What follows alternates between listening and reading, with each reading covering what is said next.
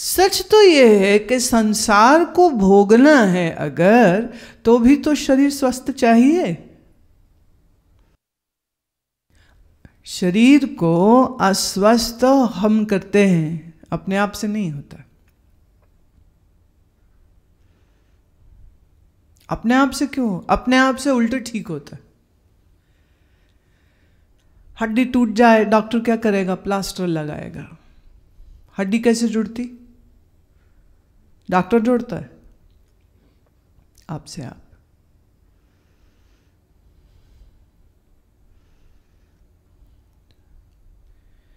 बहुत ज़्यादा angina pen हो गया, हार्ट का प्रॉब्लम हो गया, सर्बिट्रेट दी, नींद की दवा दी, बंदे को सुला दिया। कौन ठीक कर रहा है? दवा सिर्फ रेस्टफुल। जो रेस्टफुल तुम नहीं रहते हो, जो मन से विश्राम में नहीं रहते हो, उस विश्राम अवस्था को हम दवा से ला रहे हैं।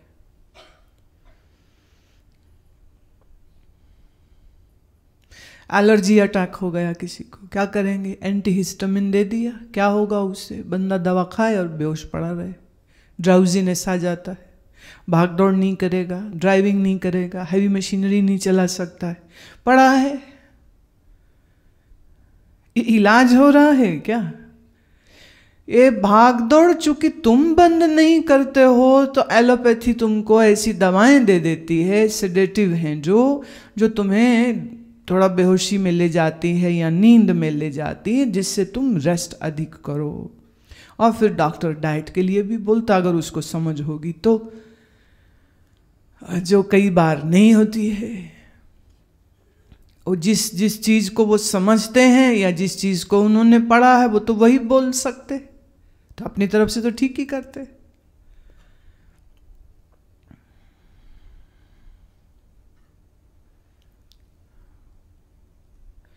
इस संसार में मेरी दृष्टि में सबसे सुखी व्यक्ति वो है जिसको भूख अच्छे से लगे, खाया हुआ अच्छे से पच जाए, बिस्तर पर लेटे और झट से नींद आ जाए, और सुबह उठे तो सीधे शौच को जाए, सीधे वो टॉयलेट जाए, उसको कुछ सोचना ना पड़े, कुछ लेना ना पड़े।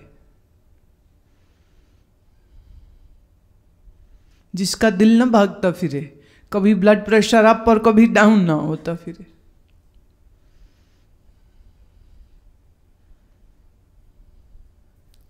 रोग तो शरीर में मन से आते हैं, ये बात समझ लीजिए आप। अब महिलाएं हैं, महिलाओं को, गृहिणियों को एज अ वाइफ, हस्बैंड देखे, बच्चों को देखे, घर को देखे, सास को देखे, ससुर को देखे, सबको देखे, और सबको देखे, बस खुद को नहीं देखे।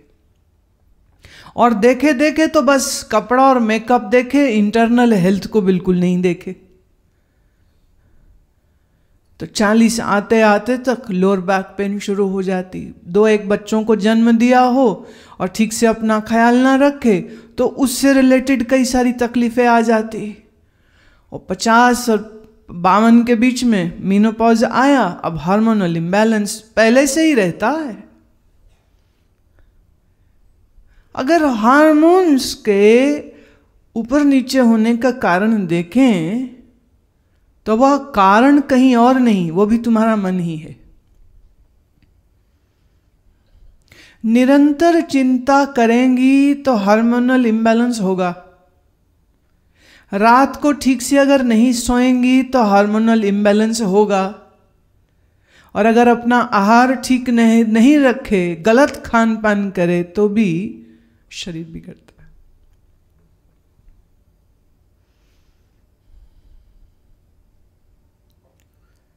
तो ये चीज को याद रखें। जीवन का लक्ष्य क्या कहते हैं गुरुदेव? वो कहते हैं, ये सिमरत कहा नहीं, नानक कहत मिलन की वरिया।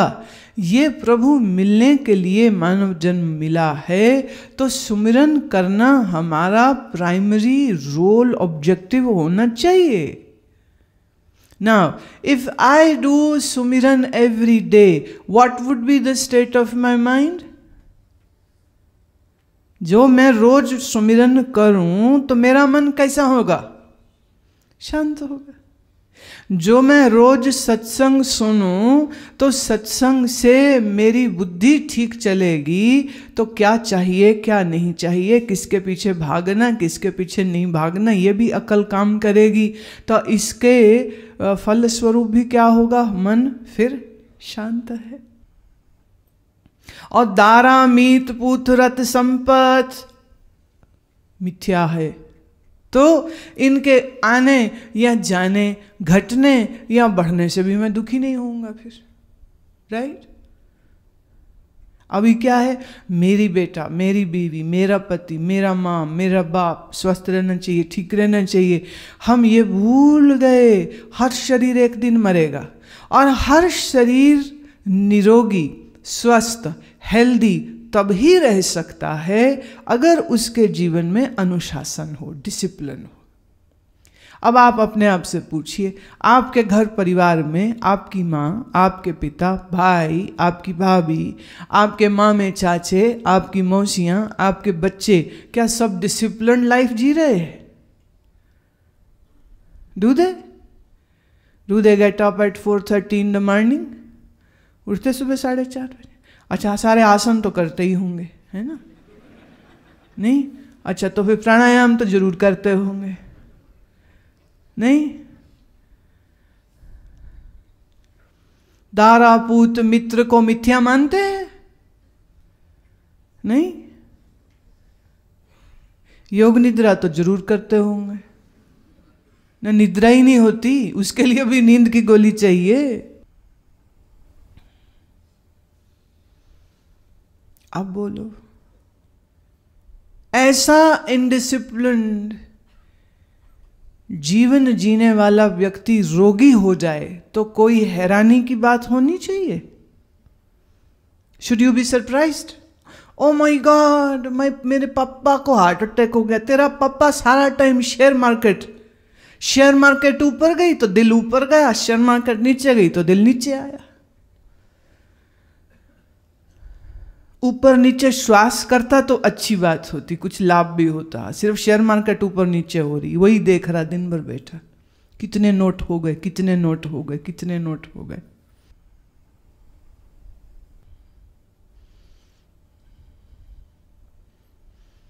तो जो अनुशासन में, डिसिप्लिन में नहीं जीते हैं, उनका रोगी होना कोई हैरान करने की बात नहीं होनी चाहिए। अब अभी तक तो तुम खुद समझ रहे हो, और जाके अगर कहीं वापस उनको समझाने की कोशिश कर दी तो तुम्हारी पिटाई हो जाएगी। बड़े ज्ञानी बन गए, जाओ आश्रम में रहो जा करके। हाँ, तुमसे तो कोई ज्ञान लेने वाला है नहीं। तो what would be the best thing for you? और वो ये है कि आप सर्वप्रथम अपने शरीर को स्वस्थ करिए। शरीर को स्वस्थ करने के लिए क्या करना? अपने मन को स्वस्थ करिए। जो जैसा है उसको वैसा देखना ज्ञान है, जो जैसा है उससे उलट कुछ और ही देखना अज्ञान है। जैसे मैं तुमसे पूछूं कि ये नैपकिन का रंग क्या है, मैं कहूं नहीं ये तो काला है, या मैं कहूं लाल है, या मैं कहूं पीला है, या मैं कहूं हरा है, सफेद भर ना मानूं बाकी सब रंग मानूं, तो गड़बड़ होगी कि नहीं?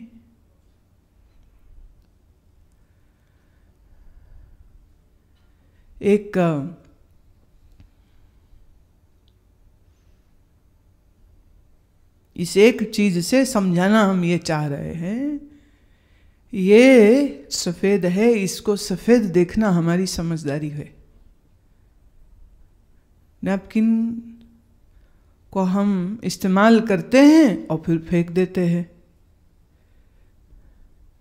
कि संभाल के रखते हैं कि मोहब्बत हो जाए उससे, अब मैं तेरे बगैर कैसे रहूं। हंसी आती ना ऐसी बात सुन के। अब ये नैपकिन की जगह अपना मकान समझ लो।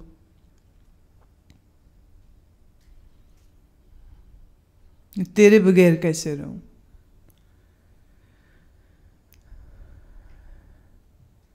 इस एक ऑब्जेक्ट की जगह replace it with anything of this संसारा। परमात्मा के अलावा किसी को भी ये बोलना कि मैं तेरे बगैर नहीं रह सकता हूं, ये परमात्मा के साथ बेईमानी है। You are being dishonest and you are being a fool.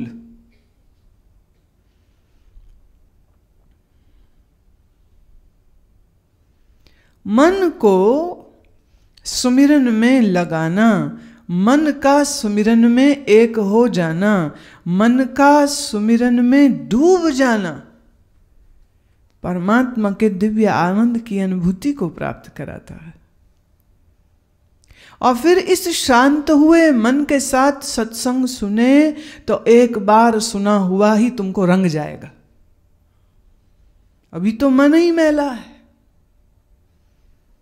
जिस समय मैं बोल रही हूं उस समय भी तुम्हारा मन कहां पूरा सावधान और एकाग्र होता है, तब भी मन में कोई कोई यहां वहां का ख्याल आ जाता है।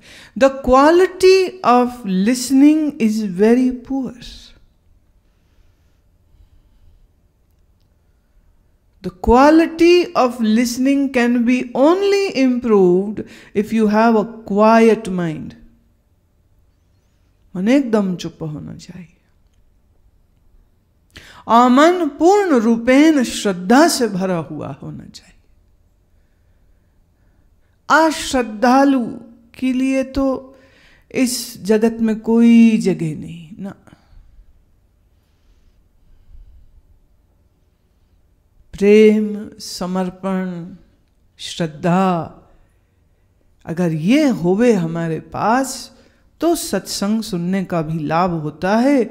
नहीं तो सत्संग में शब्द तो कान में आते हैं लेकिन उन शब्दों का अर्थ तुम्हारे हृदय में नहीं आने वाला।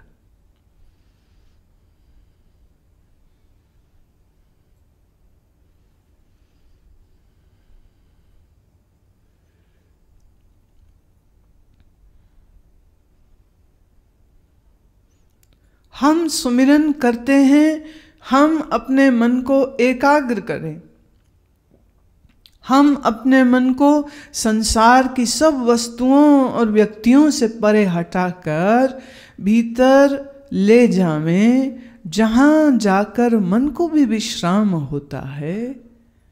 ये अगर हम करते रहते हैं तो इससे दो फायदे होते हैं। एक, हमको ईश्वर की कृपा मिलती है, दूसरा शरीर स्वस्थ रहता है।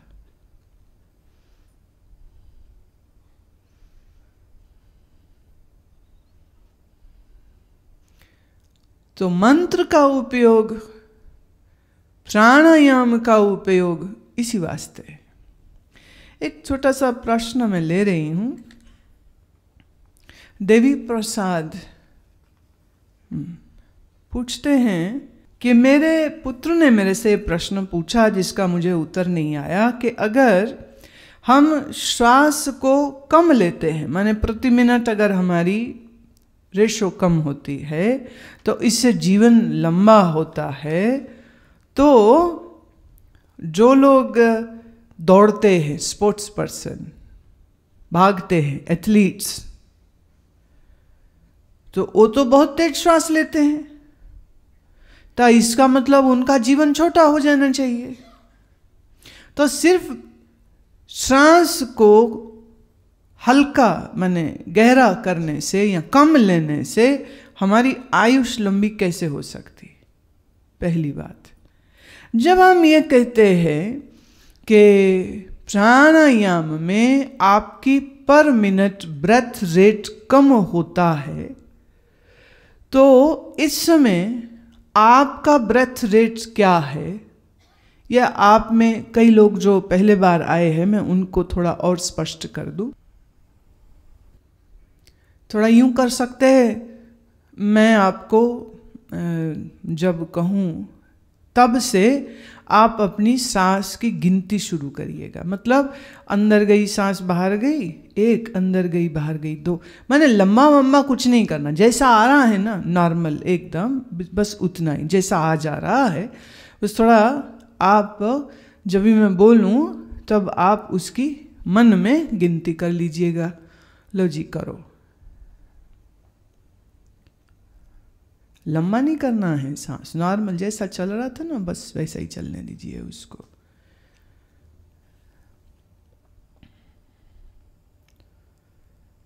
अंदर गया बाहर गया 1, अंदर गया बाहर गया 2, अंदर गया बाहर गया 3, अंदर गया बाहर गया, like that, in and out, ऐसा उसका काउंट करना है।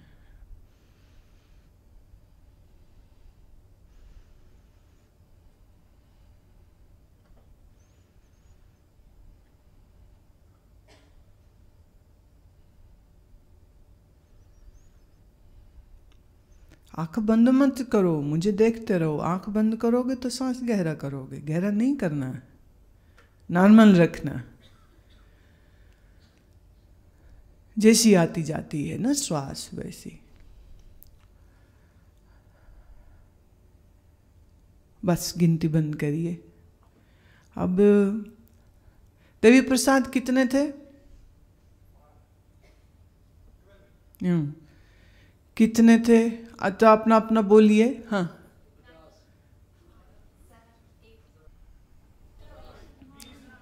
17, 20, 22, 23, 25, 25 से ऊपर 30।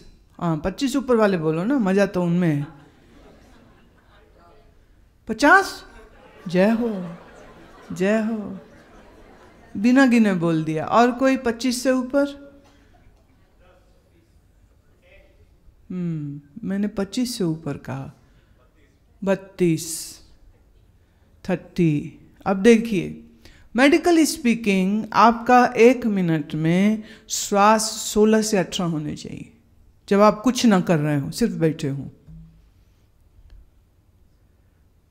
16 to 18 एवरेज। 18 से ऊपर बैठे में सांस अगर 22, 25, 30, 32, ऐसे इधर तो एक 50 की भी आवाज आ गई मुझे, अगर इतनी मैं मान लूं तो ये बिल्कुल क्लियर चिन्ह है कि आपका हार्ट रेट और आपका ब्रीदिंग रेट दोनों बहुत गड़बड़ है। आपका ब्रेथ रेट का सीधा कनेक्शन आपके हार्ट रेट के साथ।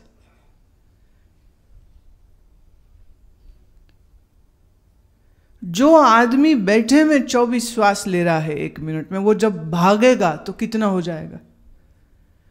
50 भी हो सकता है, 55 भी हो सकता है, 60 भी, एक्चुअली वो 100, 120 तक जाएगा। लेकिन क्या आप जानते हो, जब एथलीट भागते हैं, जिनका ये प्रोफेशन है, 20 से 30 से 40 किलोमीटर भी जो रोज भागते, उनका हार्ट रेट क्या होता है? Less than 50 sometimes. वो इतना तेज भागते हैं, भागते भागते में उनकी पूरी बॉडी, उनका हार्ट इस चीज के लिए ट्रेन हो जाता है, और वो हांफते नहीं है। उनका सांस ऐसे ऐसे तेज नहीं चलता है, उनका सांस बिल्कुल नॉर्मल चल रहा होता है, जैसे बंदा आप बैठे हुए में शायद सांस ले रहे। जो आदमी 20 किलोमीटर भागेगा, उसका श्वास 140 या 120 प्रति मिनट नहीं है। उन्होंने रोज प्रैक्टिस कर करके अपने हार्ट रेट को, दिल की गति को और अपने श्वसन को, दोनों को उन्होंने धीरे धीरे धीरे धीरे उनका एक कंट्रोल्ड चल रहा होता है। लेकिन इससे, जिस एथलीट का हार्ट रेट 50 है, इससे उसकी आयुष नहीं लंबी होने वाली। और जब हम प्राणायाम में कहते हैं कि आपका ब्रेथ रेट कम होना चाहिए, तो एक्चुअली प्राणायाम सिर्फ ब्रेथ रेट कम करना नहीं है। प्राणायाम में हम श्वास को इतना संयमित लेते हैं, इतना संयमित लेते हैं, और उससे मन टिकता जाता है। जितना जितना मन टिकता जाता है, उतना उतना श्वास हल्का होता जाएगा, और एक समय ऐसा आएगा जहां श्वास रुक जाएगा। The suspension of breath happens. Pranayama का लक्ष्य उस सहज केवली प्राणायाम जिसको हम कहते हैं, where the breathing stops and person is absolutely alive, मर नहीं जाता वो, पर श्वास लेने की दरकार नहीं रह जाती। Body is so full of oxygenated blood कि भीतर श्वास रुक जाए या बाहर श्वास रुक जाए या मध्य में रुक जाए, अब जहां श्वास रुकी वहां शरीर की एजिंग प्रोसेस भी रुक जाती। बॉडी का जो सेल्स की डेथ है या नए सेल्स का बनना है, ये एजिंग प्रोसेस रुक जाती।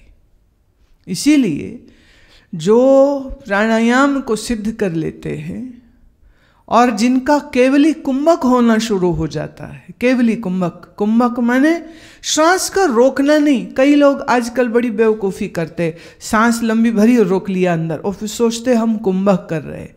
नहीं, ये कुंभक नहीं कर रहे हैं, ये आप रिप्रेशन ऑफ द ब्रेथ कर रहे हैं। कुंभक तब होता है जब श्वसन क्रिया अपने आप से रुकने लग जाए, नहीं तो जबरदस्ती कर रहे हो तुम। और इस तरह जबरदस्ती श्वास को रोकने से इतने रोग हो सकते हैं और बंदे की मृत्यु भी हो सकती है। लेकिन कई लोग आजकल प्रोग्रेसिव एडवांस योगा प्रोग्राम के नाम में लोगों को श्वास रोकना सिखाते कि इतनी गिनती में लो और अब इतनी गिनती में रोक लो, और फिर धड़ करके उनकी सांस बाहर आती है और फिर अंदर नया खींचते हैं सांस। ये बिल्कुल गलत प्रक्रिया होती है।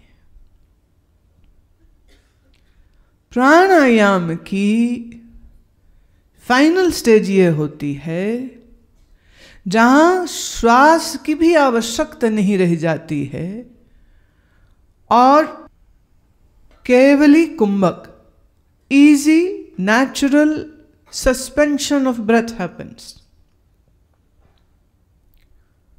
जो आदमी ये कहे मैं सांस अंदर किया और बाहर किया, ये प्राणायाम नहीं, ये ब्रीदिंग टेक्निक्स हो रही। बाएं से लिया दाएं से छोड़ा, दाएं से लिया बाएं से छोड़ा, बोलते हैं तो हम प्राणायाम। नहीं, प्राणायाम नहीं है, अभी तो प्राणायाम की तैयारी हो रही है तुम्हारी। नाड़ी शोधन प्राणायाम का वास्तविक रूप वो है जहां आप हाथ का उपयोग नहीं करते हैं कि अंगूठे से बंद करो और सांस लो और फिर अंगुली से बंद करो नास को और सांस को बाहर छोड़ो ना। नाड़ी शोधन का वास्तविक स्वरूप ये है जहां आपके हाथ ज्ञान मुद्रा या चिन्ह मुद्रा में आपके घुटने में है और आप अपने मन से श्वास को बाईं से भरा, दाएं से जरा भी नहीं गया, और फिर आपने दाएं से बाहर छोड़ा और बाएं से बाहर जरा भी हवा नहीं आई, और फिर दाएं से अंदर लिया मन से और बाएं से बाहर छोड़ा। You use your mind to breathe in through left and exhale through right and breathe in through right and exhale through left. You don't use your hands. Sometimes बड़े बड़े योग का सम्राट खुद को कहने वाले भी ये बात नहीं समझते।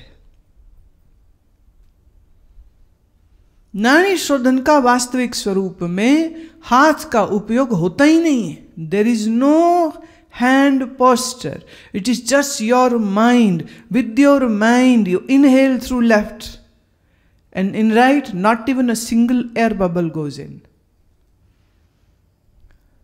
सच तो यह है, साधनाएं अभी तुमसे कितनी दूर हैं तुम्हें पता भी नहीं, पर तुमको इस रास्ते में लगाने के लिए मैं चीज़ों को आसान करके तुम्हारे आगे रखती हूं कि कम से कम इतना तो करो। हम पहले ही दिन से बोल देती कि मन से करना है तो तुम में से एक से ना होता, तुम भाग लेते। कितने लोग ये अभिमान भी करते हैं, अरे मैं तो रोज प्राणायाम करता हूँ, सुबह शाम प्राणायाम करता हूँ। प्राणायाम का जो वास्तविक स्वरूप है वो बिल्कुल अलग है। अभी जो तुमको सिखाया जा रहा है यहां पर, इसको मैं ज्यादा से ज्यादा ब्रीदिंग टेक्निक्स कह सकती हूं।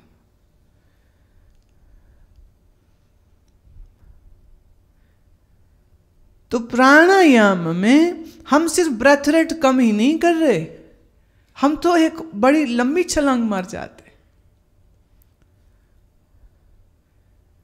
लेकिन इस स्थिति तक पहुंचने के लिए एक प्रोसेस, जैसे ये सुरेश कुलकर्णी ने ये प्रश्न भेजा कि मैं जब हॉल में प्रवेश हुआ तो आपके पीछे इस योगी का ध्यानस्थ चित्र देखा और उसमें बहुत से चक्र और शाखाएं दिखाई गई हैं और बहुत सी waves. In this picture of a yogi, many waves are shown passing throughout the body. I shall be grateful to you if you can focus on these wave symbols and make us understand what this is, the progress and the experiences of this. जो पीछे मेरे लगा है वह चित्र बहुत कुछ कह रहा है, लेकिन इस बहुत कुछ को समझने की तैयारी भी तो होनी चाहिए। अगर वो तैयारी नहीं है तो मैं जो भी कुछ बोलूंगी, this would be just a hypothetical information to you. उसका एक्सपीरियंस, उसका अनुभव तभी हो सकता है when you begin to follow a particular stretch of sadhana. एक हिस्से तक चलो तो सही।